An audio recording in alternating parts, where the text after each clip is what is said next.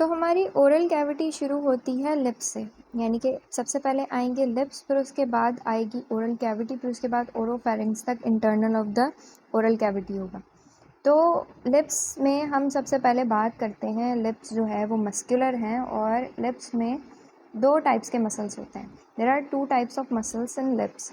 तो लिप्स के दो टाइप्स के मसल्स के नाम हैं, एक है ऑर्बिकुलरिस ओरिस मसल्स और एक है मेंटलिस। तो ये जो मेंटलिस मसल है, मेंटलिस मसल होता है चिन के वर्टिकल एक्सिस पे और कनेक्टेड होता है लोअर लिप से, यानी कि ये वर्टिकल एक्सिस पे होता है। तो ये लोअर लिप को एलिवेट करने में, अपलिफ्ट करने में हेल्प करता है। अगर लोअर लिप एक पोजीशन में स्टैंड है तो वो मेंटलिस की वजह से। और हम बात करें अगर ऑर्बिकुलरिस ओरिस मसल्स की, तो ये पूरे लिप्स को सराउंड किए हुए ऑर्बिकुलरिस ओरिस मसल्स होते हैं और उसके साथ कनेक्टेड होते हैं बक्कीनेटर मसल। अब ऑर्बिकुलरिस ओरिस मसल, बक्कीनेटर मसल और एक और मसल है जो कि बक्कीनेटर मैकेनिज्म में तीनों शामिल हैं। अब बक्कीनेटर मैकेनिज्म होता है ये फेस को मतलब स्ट्रेच करना, मूव करना, फेस को फुला लेना, इन सब कामों में जो भी मसल्स यूज़ होंगे वो बक्कीनेटर मैकेनिज्म में यूज़ होंगे। These are all three muscles together. ये सबसे वर्टिकल एक्सिस पे है मेंटलिस, उसके साथ है ऑर्बिकुलरिस ओरिस और उसके साथ है बक्कीनेटर।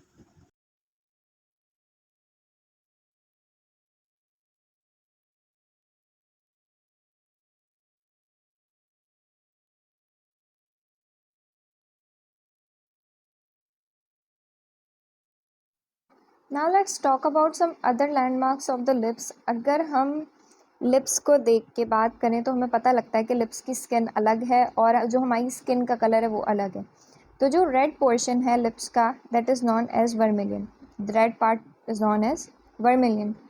अब ये जो बॉर्डर है between the skin and the red part, इसको बोलते हैं, ये जो between the skin and red part एक बॉर्डर नज़र आ रहा है, इसको बोलते हैं वर्मिलियन बॉर्डर या म्यूकोक्यूटेनियस जंक्शन या वर्मिलियन मार्जिन।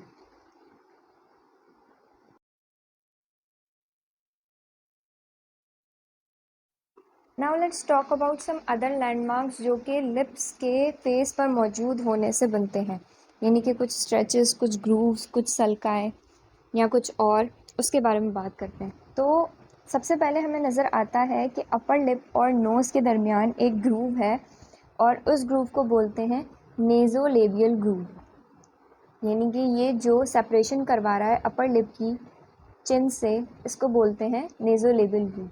और ये नोज़ से स्टार्ट हो रहा है और अपर लिप पे ख़त्म हो रहा है। Now there is another remarkable groove जिसे हम बोलते हैं लेबियो मेंटल ग्रूव। अब लेबियो मेंटल ग्रूव है चिन और लोअर लिप के दरमियान, so it separates the lower lip from the chin. Labiomental groove है। देयर इज़ अनदर ग्रूव जो कि एज के साथ साथ आता है, एज के साथ साथ आता है, अपेयर होता है लोअर लिप से और वो सेपरेट करता है चिन को, लाइक वो डीलिनिएट कर देता है चिन को from the lower lip, and it's name is labio marginal sulci. इसको बोलते हैं labio marginal sulci. Corners of the lips जो हैं, यानी कि लिप्स की एंडिंग जहाँ पर हो रही है, corners of the lips, they are known as labial commissures. Labial commissure, ये जो कॉर्नर्स हैं they are known as labial commissures. अब लेबियल कमिशर जो है कॉर्नर है, मगर जो अपर लिप है वो एंड होता है मिक्सिलरी कैनाइन पे और लोअर लिप जो है वो एंड होता है मैंडिबुलर फर्स्ट प्रीमोलर पे। अब इस बात से हमें ये पता लगता है कि जो अपर लिप है वो लेंथ में छोटा है और जो लोअर लिप है वो लेंथ में बड़ा है। अब एक इंटरेस्टिंग बात लिप्स के बारे में, दैट लिप्स शो सेक्सुअल डिमॉर्फिज्म, यानी कि फीमेल्स के लिप्स अलग होते हैं एंड मेल के लिप अलग अलग होते हैं। तो सेक्सुअल डिमॉर्फिज्म कैसी है कि मेल के लिप्स होते हैं firmer, thicker, less mobile and hirsute, यानी कि हेयरी, जबकि female lips are soft and flexible. अब midline of the upper lip shows a groove, जिस ग्रूव को हम बोलते हैं philtrum. Its name is philtrum. Tubercle के ऊपर देयर इज अ ग्रूव जिसको हम बोलते हैं फिल्टम। अब हम बात करते हैं पोस्चर ऑफ द लिप्स की।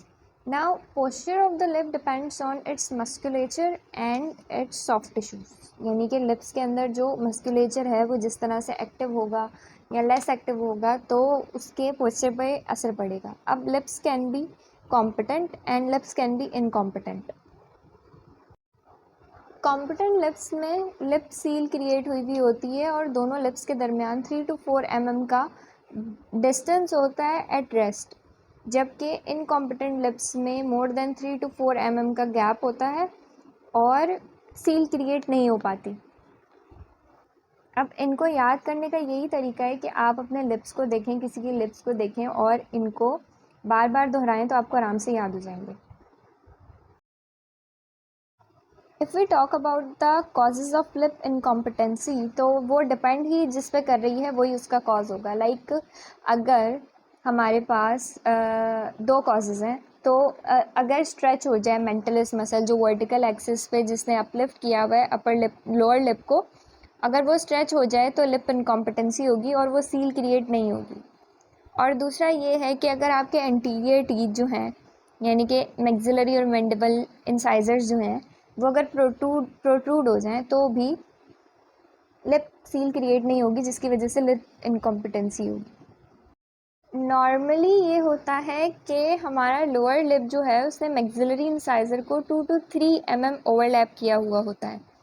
2 to 3 mm उसने ओवरलैप किया हुआ होता है, जिसकी वजह से लिमिट हो जाती है degree of protrusion of anterior teeth, यानी कि मैक्सिलरी इंसाइजर की प्रोट्रूजन लिमिट हो गई है, क्योंकि 2 to 3 mm लोअर लिप ने जब उसे ओवरलैप किया हुआ है तो वो ज़्यादा आगे नहीं जा सकता।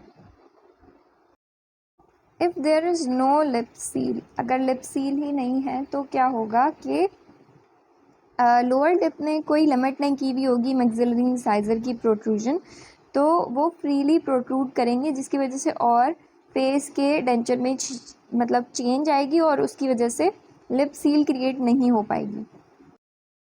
लेट्स ड्रॉ इंसाइजर्स, मैक्सिलरी और मैंडिबुलर इंसाइजर, और उसके साथ बनाते हैं लिप्स। ये हो गया अपर लिप, ये हो गया लोअर लिप और उसके साथ मैक्सिलरी इंसाइजर, मैंडिबुलर इंसाइजर। अगर लिप सील क्रिएट नहीं हुई भी तो कोई लिमिटेशन नहीं है मैक्सिलरी इंसाइजर को टू प्रोट्रूड। अब वो प्रोट्रूड हो सकता है और काफ़ी प्रोट्रूड हो जाता है, जिसकी वजह से लिप सील वैसे भी क्रिएट नहीं होती।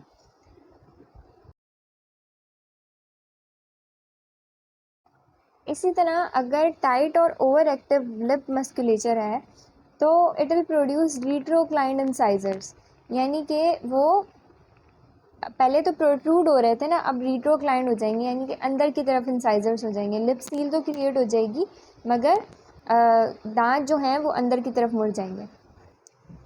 ट्रीटमेंट इंक्लूड करते हैं, लिप इनकॉम्पिटेंसी के ट्रीटमेंट इंक्लूड करते हैं कि आप कोई ऑर्थोडोंटिक ट्रीटमेंट करवा दें ताकि एंटीरियर टीथ जो हैं आपके वो अंदर हो जाए, ज़्यादा प्रोट्रूड ना करें, या तो फिर लिप के मस्कुलेचर की एक्सरसाइजेस करवाएं।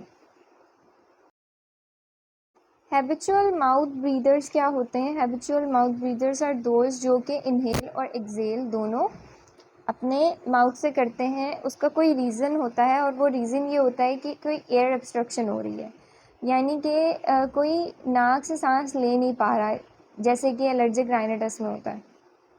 अब कंटिन्यूस ओपन माउथ की वजह से डेंटल लाइनमेंट में चेंजेस आ जाती हैं, फेस की ग्रोथ में चेंजेस आ जाती हैं और लिप सील क्रिएट नॉर्मली हो रही है मगर हैबिचुअली नहीं हो रही, तो उसकी वजह से फेस में चेंजेस आ जाती हैं, तो उनके भी लिप्स इनकॉम्पिटेंट हो जाते हैं।